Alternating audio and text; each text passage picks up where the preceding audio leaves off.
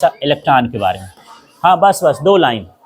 हाँ, सबसे पहले हम बात करते हैं इलेक्ट्रॉन होता क्या है, क्योंकि इससे रिलेटेड एक क्वेश्चन आना ही आना है, थोड़ा ध्यान से सुनना। तो नाभिक के चारों ओर जो ऋणात्मक कण चक्कर लगाता है उसे क्या कहते हैं? इलेक्ट्रॉन। तो इलेक्ट्रॉन कहाँ पाए जाते हैं? नाभिक के चारों ओर, ठीक। और इनमें कैसा आवेश होता है? ऋणावेश। तो सबसे पहले यदि मैं इनको बोलूं कि इनके खोजकर्ता कौन है, तो ये कौन है? J Thomson. ठीक है, पहला क्लियर हो गया। दूसरा, इसमें यदि मैं आवेश की बात करूं तो इसमें कैसा आवेश पाया जाता है? ये ऋणावेशित कण होते हैं या ऋणावेश पाया जाता है। ठीक है, यदि इसके मान की बात करूं तो 1.6 × 10⁻⁻19 कूलाम इसका क्या होता है? मान होता है। यदि इसके द्रव्यमान की बात करें तो m बराबर 9.1 × 10⁻31 kg। ये सब खाली स्थान या विकल्प वगैरह में पूछा जाता है ना।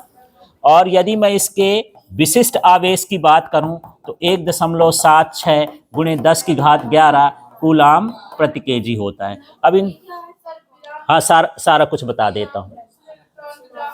अब यहां समझो, फिर से रिपीट करता हूं, इलेक्ट्रॉन कहां चक्कर लगाएगा यार?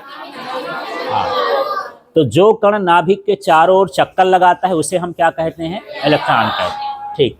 दूसरा, इसकी खोज किसने की? जे थॉमसन ने की। तीसरा, इस तरह में इसमें किस प्रकार का आवेश पाया जाता है? ऋणावेश होता है इसमें। इसका मान कितना होता है? 1.6 × 10⁻⁻19 कूलाम।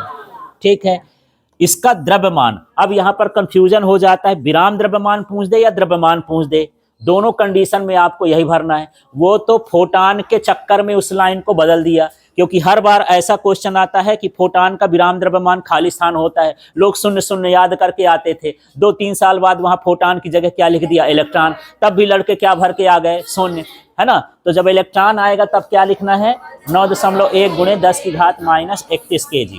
अब इसको समझना, इसकी परिभाषा भी अलग से आ जाती है, मान भी आ जाता है। देखो, तो पहले मान बात करता हूं। ये जो मान है ये क्या है? विशिष्ट आवेश। दोनों चीज को समझना। कभी कभी हम परीक्षा में काफी कंफ्यूज हो जाते हैं। जैसे पूछ दिया कि इलेक्ट्रॉन के आवेश का मान कितना होता है, तो ये भरना है 1.6 × 10⁻⁻19 कूलाम। थोड़ा एक शब्द और आगे जोड़ दिया कि इलेक्ट्रॉन के विशिष्ट आवेश का मान कितना होता है, तो ये 1.76 × 10⁻11 कूलाम प्रति केजी। तो दोनों में फर्क है, आपको अच्छे से देखना है कि आवेश पूछ रहा है कि विशिष्ट आवेश पूछ रहा है। ठीक।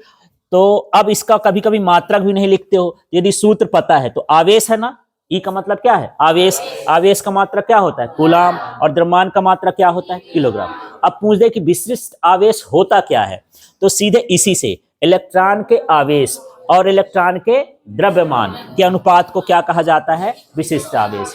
समझ में आ गया? ये कभी कभी खाली स्थान में हो गया कि इलेक्ट्रॉन के आवेश और इलेक्ट्रॉन के द्रव्यमान के अनुपात को खाली स्थान कहा जाता है, तो क्या हो जाएगा? विशिष्ट आवेश। समझ में आया इतना?